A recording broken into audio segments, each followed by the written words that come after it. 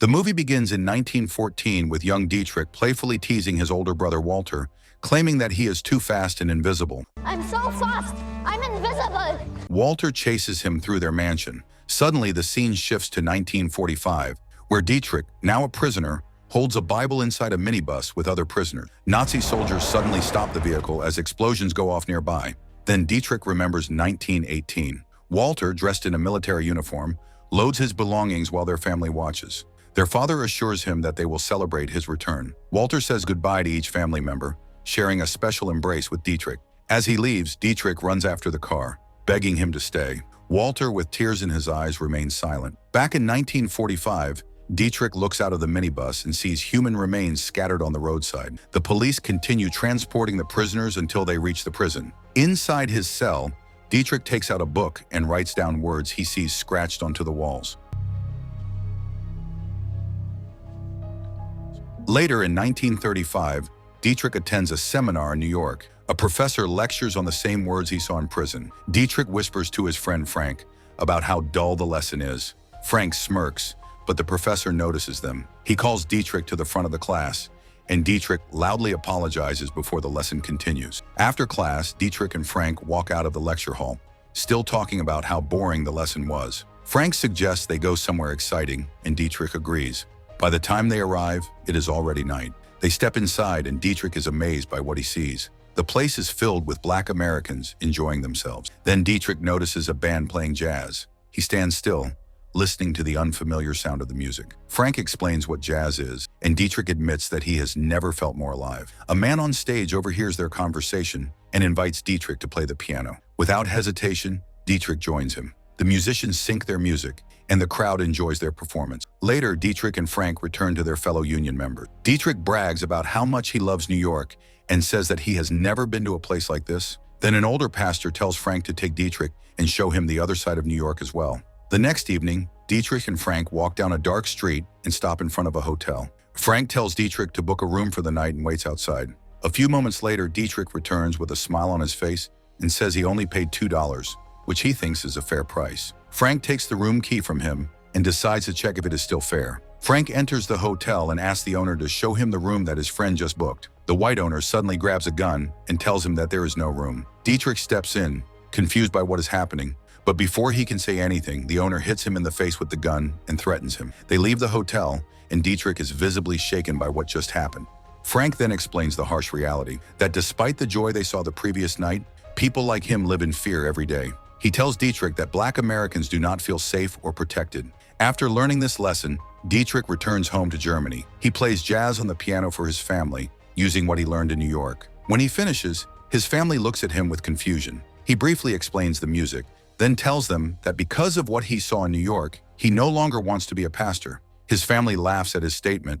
Then they notice that their father is not with them. They call him over, and he joins them after listening to the radio. He comments that Dietrich has made a good decision, but Dietrich surprises everyone by saying that instead, he wants to preach to the church itself. His words make everyone laugh. His father changes the subject to politics and says that the Nazis are gaining power much faster than expected. The family then engages in a serious discussion about the topic. Many years pass.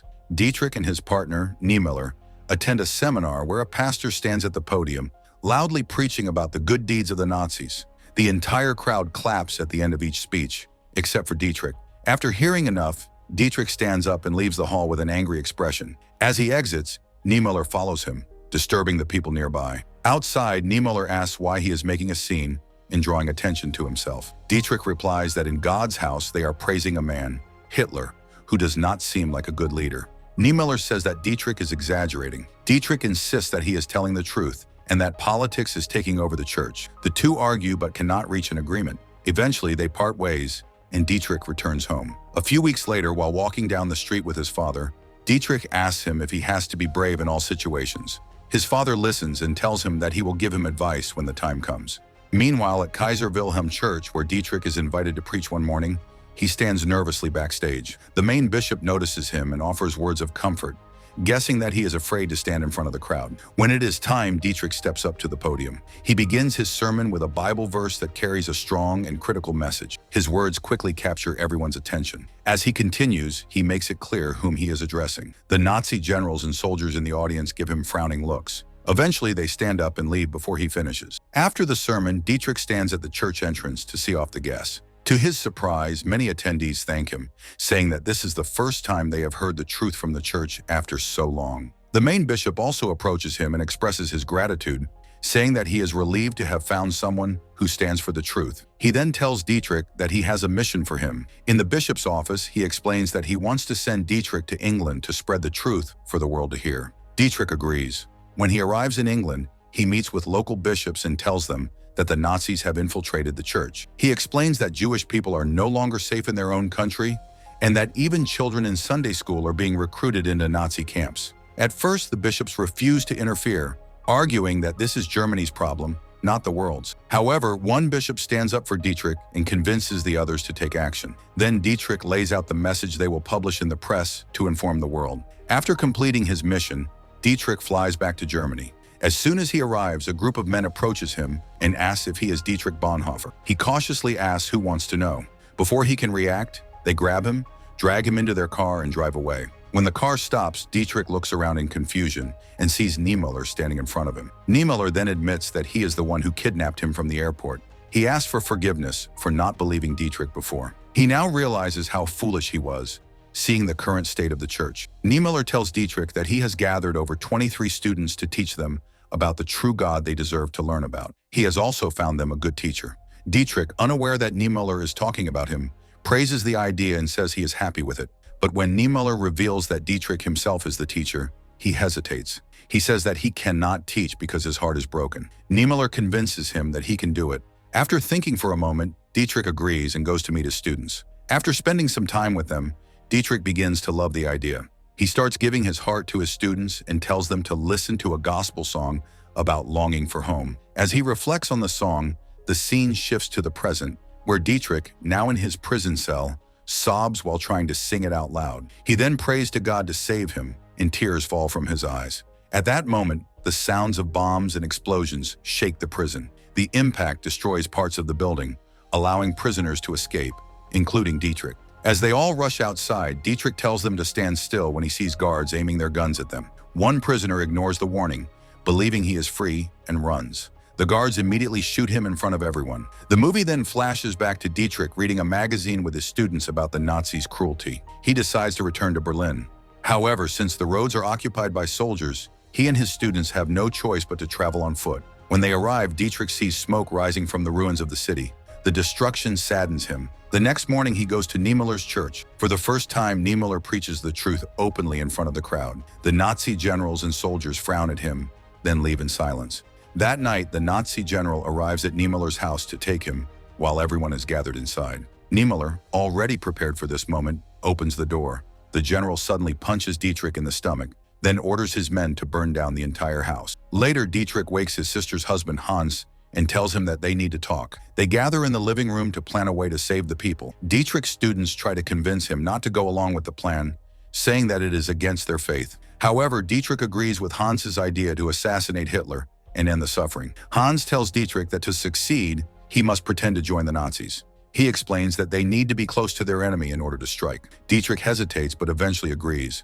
However, the general does not fully trust him. To test his loyalty, he orders Dietrich to transport Jewish prisoners to Sweden and spread false claims that they are treated well, dismissing press reports as lies. Dietrich agrees, but when they reach the Swedish border, he secretly bribes the Swedish soldiers and frees 7 Jews instead. The Nazis soon grow suspicious and start investigating the missing money. Sensing danger, Hans tells Dietrich to flee to England and hide for a while. After some hesitation, Dietrich follows his advice. Meanwhile, their assassination attempt fails. Hitler does not enter the building they had planned to blow up. When Dietrich hears the news, he reaches out to England for help in supplying weapons, but his request is denied. At that moment, he decides to return to Berlin to share in the suffering of his people. One morning, German soldiers arrive at his house and arrest him. He is taken to prison, where he remains for a long time. In the final scenes, Dietrich and other prisoners are deported to another prison for their punishment. Hans secretly arranges a way for him to escape, but Dietrich refuses. He tells Hans that he will not escape alone and wants to bear the suffering alongside the others. Before his execution, Dietrich preaches one last time, speaking words of faith and courage. Next, he is dragged outside and stands before the hanging rope. The wooden beam screeches under his weight as it holds him. The screen fades to black and text appears, revealing that Hitler was defeated in World War II. Just days after Dietrich's execution, Hitler took his own life, and all the captives were set free.